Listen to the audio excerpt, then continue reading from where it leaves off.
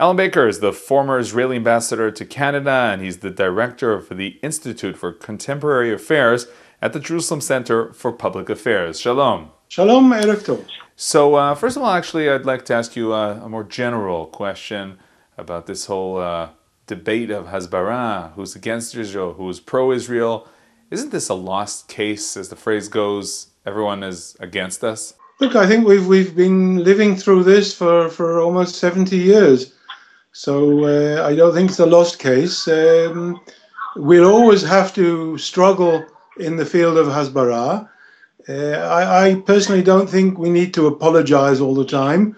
I think we've got a lot to be very proud of, and we should say what we have to say without it appearing or being perceived to be apologetics. So today, after the report, what is the strategy? Well, look, we've already started explaining the story at the Jerusalem Center for Public Affairs, where I'm engaged there. We prepared a very detailed legal and military and general report, which we forwarded to the UN Commission.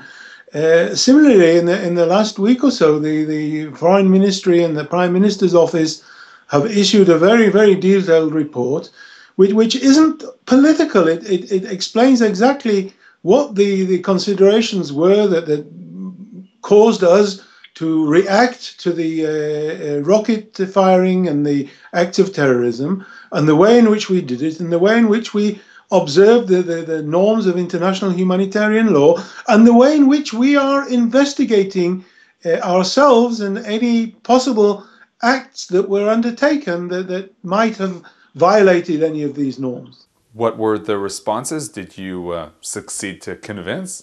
No, of course not. The only response, we got an acknowledgement from the chair lady of the commission that they had received it and they'd be reviewing it.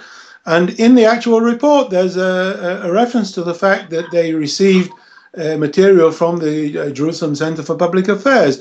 I'm not sure whether they referred to it or took notice of it, because I don't see it mentioned in any of the footnotes in the report. But remember, this is a political report by a political committee established by a political organization based on a very one-sided and biased mandate that established in advance that Israel had carried out war crimes.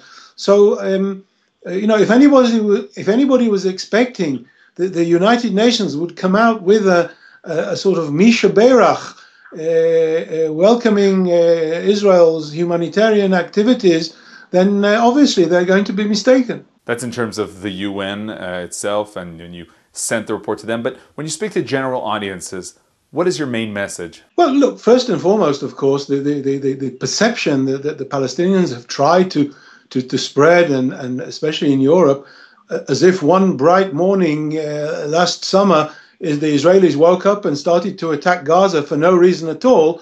This is the first thing that we have to establish, that there was very good reason for Israel to act in its self-defense in protecting its population against the rocket attacks and the tunnels and everything else. Now, in addition to that, the other important thing is to demonstrate the extent to which the Palestinians violated the humanitarian norms by firing on civilian population centers and by shielding themselves behind their own civilian population. And the third major point, of course, is the fact that Israel's army, as is Israel's society, functions in accordance with a very strict observance of the rule of law.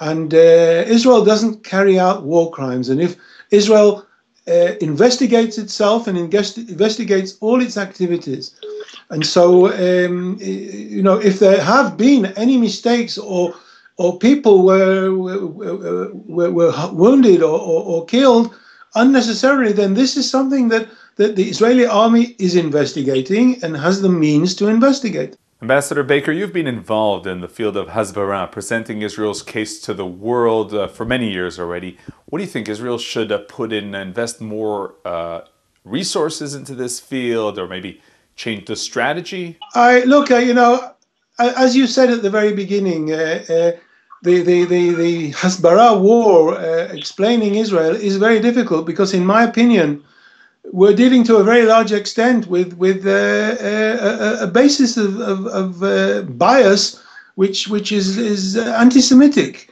And I think this whole BDS campaign, for instance, is anti-Semitism. It's the new form of anti-Semitism.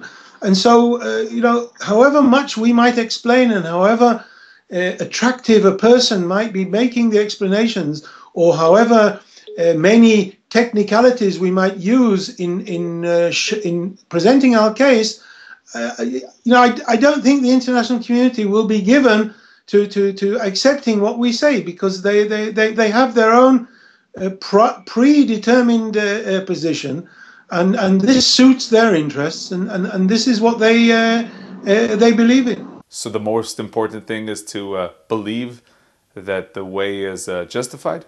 To believe in it and to explain it, because I think basically those people that we are explaining it to know, and they're aware, but they're in an international community, and the international community runs on the basis of interests, and the United Nations represents the sum total of the states that are members of it, and the majority are hostile to Israel. And this is international realities. But that doesn't say that we shouldn't explain ourselves, and we shouldn't explain very carefully and justify the way that we've been functioning, because we have law and principle behind us. Ambassador Alan Baker of the JCPA, thank you very much for joining us. You're very welcome.